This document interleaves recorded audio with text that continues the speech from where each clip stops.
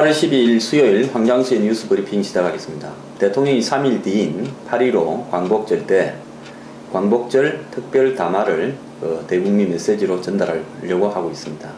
이번에 그 담화에는 북한에 보내는 메시지, 일본에 보내는 메시지, 또 4대 개혁 문제와 관련한 대통령의 입장 등이 외부로 나갈 걸로 보이는데요.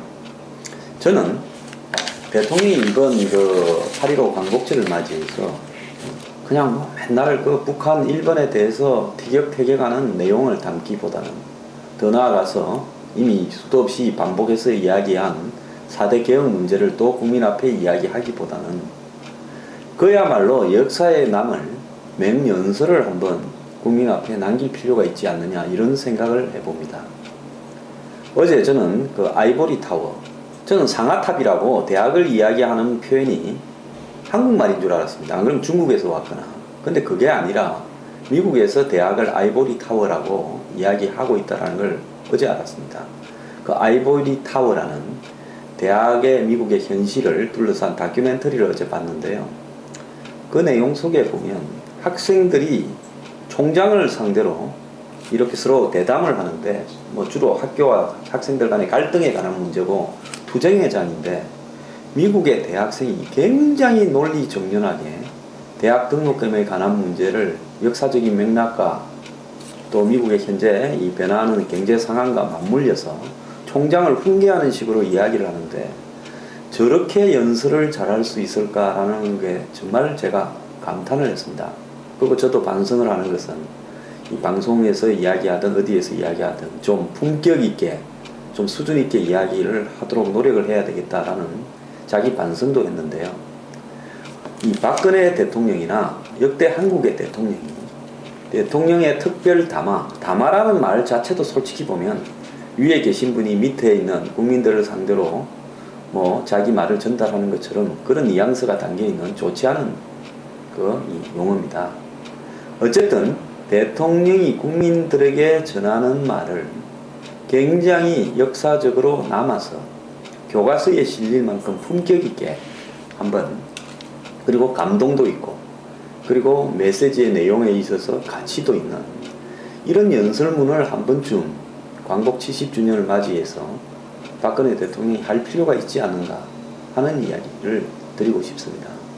맹연설로 하면 For the people, by the people, of the people이라고 국민을 위한, 국민에 의한, 국민의 정치, 링컨 대통령이 게티스버그 성전 이후에 연설을 했는데 그 전문이 지금 아직까지도 내려오고 있고, 많은 사람들이 지금도 굉장히 잘 쓴 연설문이라고, 굉장히 짧습니다. 3분 조금 넘을 건데요.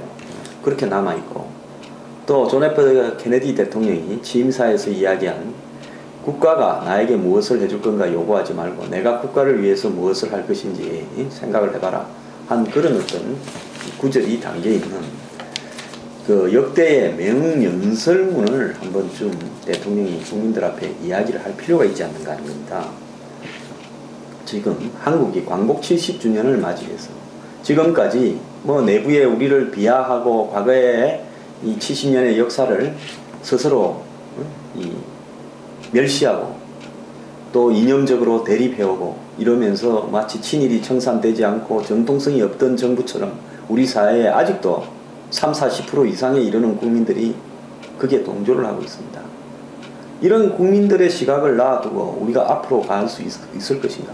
지금은 3-4%지만은 상황이 좀 좋아지지 않으면 이런 국민들 숫자가 절반을 넘기도 합니다.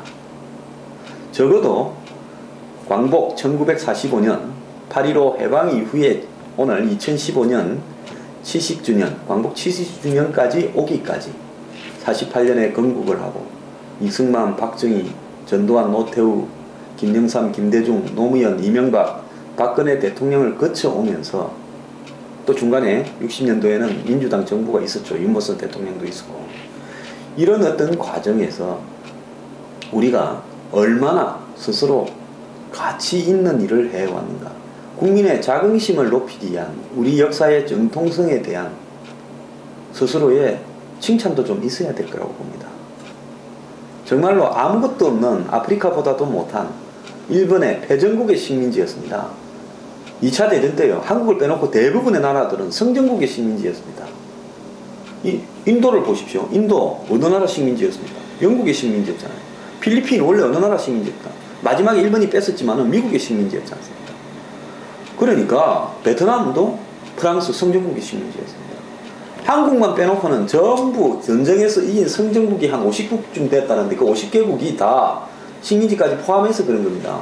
주로 싸운 국가를 보면 영국, 프랑스, 미국 뭐 이렇게밖에 더 있습니까? 그런데 나머지 나라들은 다 성전국이 되고 거기에 또 식민지 하던 나라도 성전국의 식민지로 지위를 인정받아요. 그런데 우리는 상하이에 중경에 임시정부를 두고 또 만주에서 일본군과 전투를 벌이면서 또 수많은 독립운동가들이 일본군을 상대로 각종 암살도 하고 폭탄도 던지면서 그렇게 해방을 이루었는데 우리 힘으로 사실 독자적으로 일본을 굴복시키지 못했지만 그건 뭐 성전국의 식민지들도 자기 힘으로 한 게 아니죠. 미국이 솔직히 2차 대전을 이기는데 결정적인 역할을 했고 미국 때문에 나머지 나라들은 다 이긴 겁니다. 근데 한국도 당시에 임시정부가 중국에 가서 중국의 장개석 정부와 협조하면서 또 미국 정부와도 상당히 협조도 하면서 또 이승만 대통령이 미국에 주로 거주하면서 한국의 해방을 위해서 노력을 했는데도 한국은 이승만 대통령이나 김구 선생이 해방되고 한동안 몇 달 동안 한국에 귀국을 못했습니다. 미국이 귀국하는데 전혀 협조를 안 했어요. 즉 한국의 임시정부나 일제하에 항일운동을 한 지도자들이 노력을 해서 한국이 해방되었다라는 부분에 대해서 인정을 하지 않은 겁니다. 그러다 보니까 소련하고 미국이 한국은 패전국의 식민지였기 때문에 반씩 나눠가지자 해서 지도에서 보고 38도선을 꺼버린 거 아닙니까? 중간쯤 꺼면 38도가 나오겠다.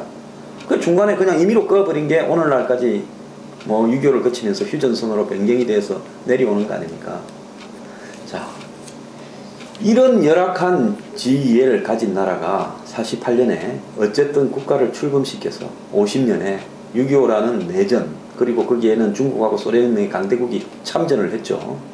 중국은 직접 수십만의 군대 49년에 국공내전이 끝나서 중국에서 49년 말에 전쟁이 끝났습니다. 그때 잡힌 수많은 국민당 패배한 국민당 군대를 한국전에 중국이 강제로 몰아넣었습니다. 그래서 중국의 인해 전술이 나온 겁니다. 소련군은 이 공중전에서 우위를 가지고 북한은 거의 공중전이 없었습니다. 비행기가 거의 다 떨어져 버리고 몇 대 있던 거. 그래서 제공권은 미군이 가지고 있었는데 그 부분에 대해서 소련군 파일럿들이 참전을 해서 미군과 공중전을 벌여서 미군도 상당히 격추가 됐습니다. 소련은 공중전에서 직접 참전을 했고요. 소련군 조종사들이 직접 한국전에서 비행기를 몰았습니다. 그리고 중국은 육지로 참전을 시켰고요. 그래서 소련과 중국이 직접 참전한 이 전쟁에서 그래도 버텨내어서 한동안 뭐 부산 앞에까지 다 내몰려서 함락이 되는가 했지만은 결국 버텨내어서 서울을 다시 회복하고 3년을 싸우다가 정전을 해서 이제 해방돼서 아무것도 없었습니다. 대부분의 산업시설은 북한에 있었습니다. 전력이나. 남한에는 사실은 산업시설이 거의 별로 없었어요. 뭐 농사 짓고 파는 데였죠. 그런데 이 농업국가에서 사실 일본이 만주를 침략할 때 한국에서 나온 쌀들이 일본의 만주를 침략하는 식량 자원이 되었습니다. 그런 어떤 뭐 농업국가에서 해방되자마자 전쟁이 일어나서 다 부서졌습니다. 전국도가. 아무것도 남은 게 없는 허벌판에서 미국이나 우방의 원조를 바탕으로 한 60여 년 만에 이룩한 이 성과들, 즉 전 세계에서 이 2차 대전 이후에 인구가 한 1000만 명이 넘는 나라 중에서 오늘날 한국만큼 고도 성장하고 발전하고 또 민주주의를 이룩한 나라는 세계 어디에도 없습니다.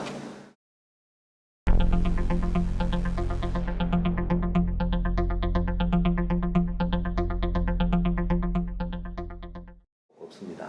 근데 이 조건이 순수한 조건도 아닙니다. 북한과 대치를 하면서 예산의 10% 이상을 국방비로 쓰면서 또 이 병력 자원에 그러니까 청년 자원에 60만 명, 70만 명을 군대로 보내야 되는 이런 소모적인 현상 속에서 한국이 오늘날 이 위치를 이룩한 부분에 있어서 우리가 우리를 갖다가 비하하고 한국은 털려먹었고 썩었고 뭐 출발부터 역사적인 청산이 제대로 되지 않아서 문제다. 그러면서 우리가 이루어놓은 업적을 비하하고 심지어 북한을 따르고 그리고 그런 정도를 넘어서서 무조건 들어서는 정권마다 다 비판하는 이런 행태가 한국 사회에 남아있는 상황에서 지난 70년에 대해서 대통령이 우리가 우리를 스스로 충분히 존경해도 즉 자긍심을 가져도 좋다라는 이런 메시지를 한번 정리할 필요가 있습니다. 그리고 이승만 대통령부터 지금까지의 이 역사의 부분에서 모두가 지도자들이 다 노력을 했고 이만큼 이루었다 라고 한번 정리를 하고요. 그 다음에 우리 현실에 대해서도 한번 진단을 할 필요가 있습니다. 지금 이 한국뿐 아니라 전 세계가 장기 저성장, 경제 불황에 시달리고 있다. 이 과거와 같이 성장만 하는 이런 좋은 시절은 거의 가고 있다. 자, 이런 상황에서 실업이 막연하고 청년 실업이 막연할 수밖에 없고 또 고령화가 진전되면서 노인 빈곤층이 늘어날 수밖에 없고 더 나아가서 양극화가 진전되어서 빈부격차가 확산될 수밖에 없는 이런 환경에 우리가 와 있다. 그럼 이런 환경에서 앞으로 70년, 뭐 앞으로 또 짧게는 30년, 광복 100주년 때까지 우리는 어디로 방향을 정하고 어떻게 가야 되는가? 이런 어떤 부분에 대해서 대통령이 좀 이야기를 할 필요가 있다. 그래서 국가의 중점적인 비전과 목표는 어떻게 설정되어야 되는가? 이런 이야기를 좀 할 필요도 있고요. 그 다음에 그러기 위해서는 소모적인 정쟁을 넘어서서 좀 애국심 이런 부분들을 우리가 가질 필요가 있다. 그리고 우리 사회에 지금 만연하고 있는 공동체와 도덕성 파괴에 대해서도 우리가 자성할 필요가 있다.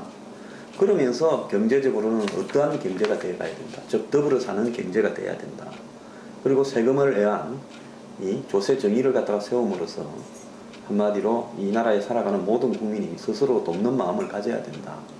또 나아가서 국가가 국민을 절대로 포기하지 않을 거니까 이 제대로 된 효율적인 복지 체계를 갖추어야 되고 지금 심각하게 문제가 되고 있는 주거 문제 또 고령화가 급속하게 진전되면서 의료 문제 이런 문제에서 국가가 집중해야 될 과제들이다. 그리고 여기에 노동자나 기업, 정부가 힘을 합쳐서 가야 되는데 그런 부분들에 지금 개혁하지 않으면 나중에는 정말로 우리가 이 선진국에서 후진국으로 전락해버린 아르헨티나처럼 될 수 있다. 그런 부분이 되지 않도록 모두가 힘을 모아서 개혁을 지금 하자. 그리고 이 개혁이라는 것은 나 혼자 되는 게 아니고 국민과 이해 당사자들 전부 힘을 합쳐야 된다. 이런 어떤 부분에서 단순히 4대 개혁을 강조하는 것이 아니라 우리가 어디에서 흘러왔고 어디로 가야 되고 거기에서 지금 무엇이 문제고 우리가 어떻게 노력을 해야 되는가 이런 문제들을 짧은 연설문에 좀 정리해서 역사에 남을 명연설문을 한번 만드시는 게 어떤가 저는 그런 생각을 해봅니다. 그래서 어떤 연설문이 뭐 현상을 바꾸거나 직접적으로 영향을 미치지는 못하겠지만은 지금 사실은 이 국민들 다수가 정신적으로 지난 광복 70년 동안에 정말 열심히 살았고 노력해와서 한때는 정말 일하는 즐거움에 또 재산을 불려가고 자식을 교육시키고 이런 즐거움에 다 앞이 어딘지도 모르고 달려왔는데 그 과정에서 이제 한국은 피로정세가 나타나고 있습니다.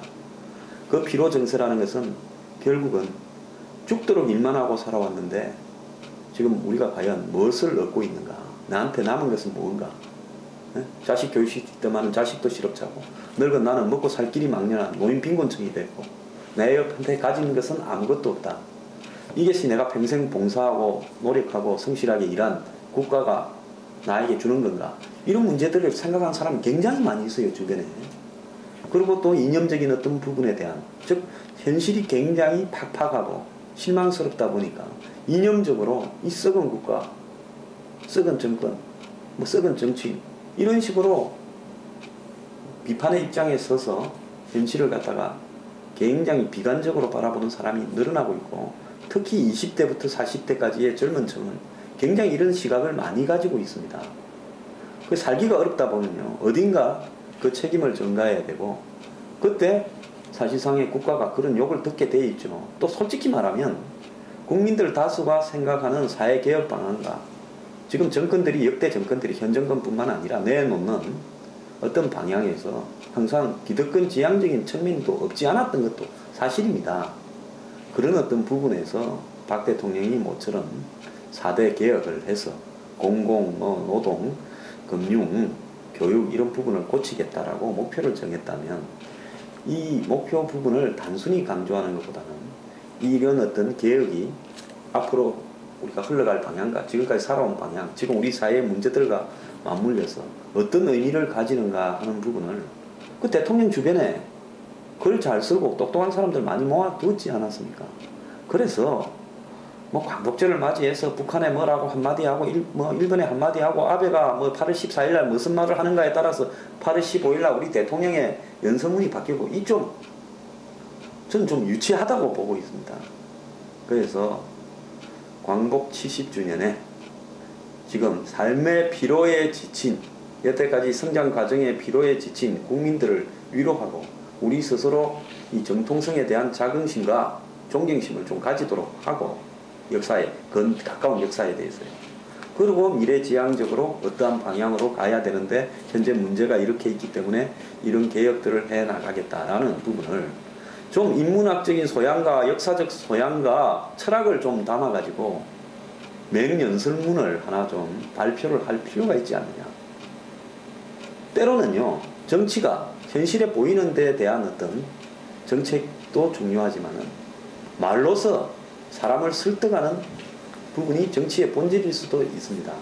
근데 말로서 남을 설득을 하려면 그 말 수준이 굉장히 고급스러워야 되고, 감명해야 되고, 또 전달되는 메시지에 울림이, 정서적 충격을 줄 수 있는 울림이 있어야 되고, 감동적이어야 됩니다.